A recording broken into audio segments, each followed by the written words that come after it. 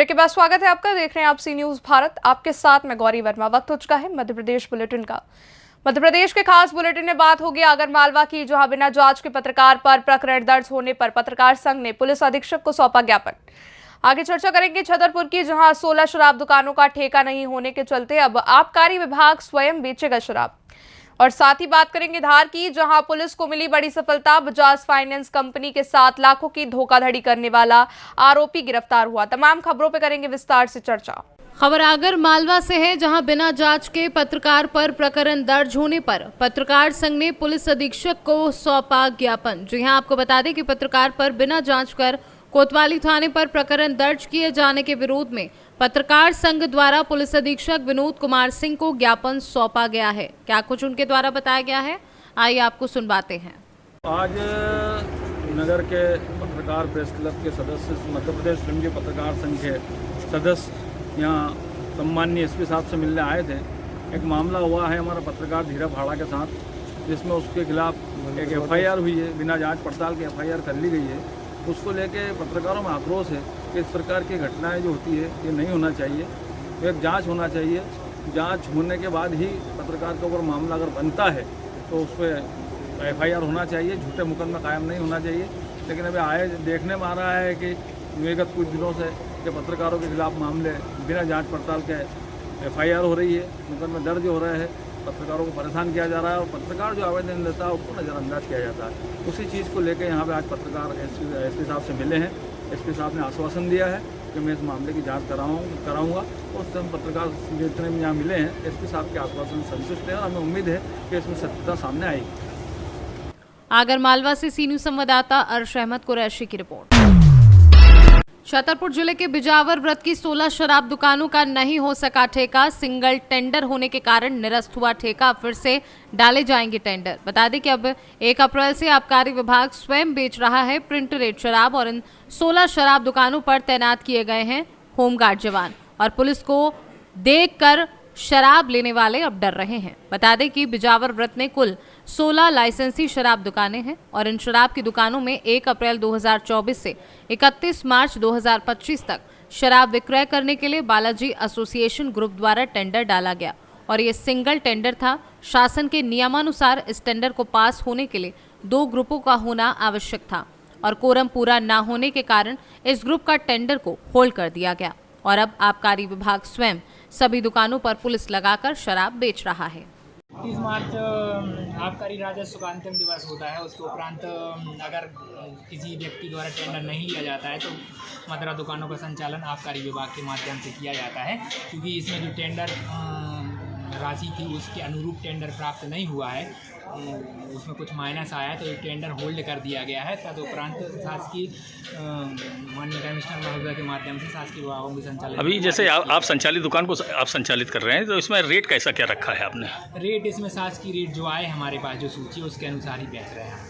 Actually क्या है, अभी ये माल जो रखा है वो पुराना माल है, लेकिन इसकी जो नवीन रेट आए हैं वो नवीन ड्यूटी के अनुसार आए हैं। तो इसमें जो पुराने माल में जो ड्यूटी अंतर की राशि बचेगी वो हमको हेड में जमा करानी पड़ेगी। कब तक ऐसी दुकानों को टेंडर हो जाएगा? जब तक ये टेंडर नहीं होता तब तक तो विभाग ही संचालित करेगा। संचालन करना। Thank you sir. कितनी दुकानें चला रहे हैं? इसमें करीब 16 दुकानें संचालित कर रहे हैं। पूरे बिजावर क्षेत्र की आपके विभाग संचालित कर रहे हैं। 16 दुकान। छतरपुर से सी न्यूज संवाददाता कुलदीप सक्सेना की रिपोर्ट।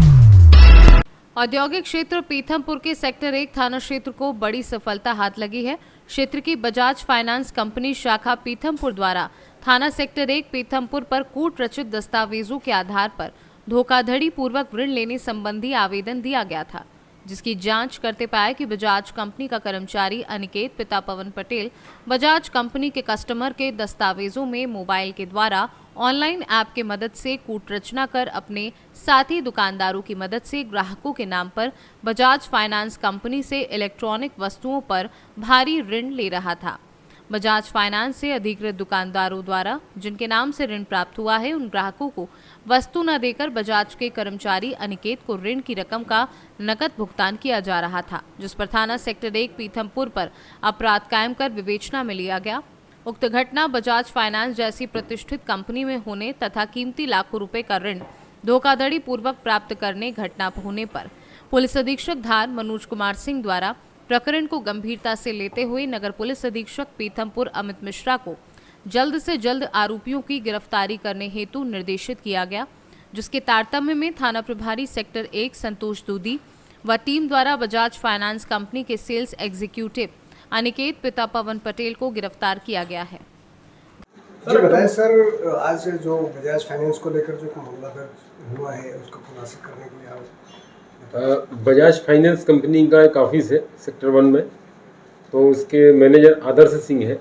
उन्होंने शिकायत की कि उनके सेल्स एग्जीक्यूटिव ऑफिसर हैं अनिकेत सिंह करके कोई, उनके द्वारा कई ग्राहकों के नाम पर फर्जी आईडी बनाकर अपनी मनमर्जी से कुछ फाइनेंस किया और करीब 14 से 15 लाख रुपए का सामान अननोन पर्सन के नाम फाइनेंस किया है। जब हमने इसकी जांच की तो पाया कि आधार कार्ड में जो नाम पते वगैरह लिखे थे उस स्थान पर उस नाम का कोई व्यक्ति रहता नहीं था और इसने ऑनलाइन ऐप डाउनलोड करके नकली आधार कार्ड बनाए थे और नकली आधार कार्ड के आधार पर बजाज फाइनेंस कंपनी से करीब 14 लाख रुपए का फाइनेंस उन लोगों के नाम किया था। जांच पर अनिकेत के खिलाफ धारा 420, 467, 468 और 471 भारतीय दंड विधान का अपराध पाए जाने से प्रकरण पंजीबद्ध किया है और इसको हमने गिरफ्तार किया है। सर, क्या लोगों को इस विषय में जानकारी थी किसके नाम पर लोन लिया गया?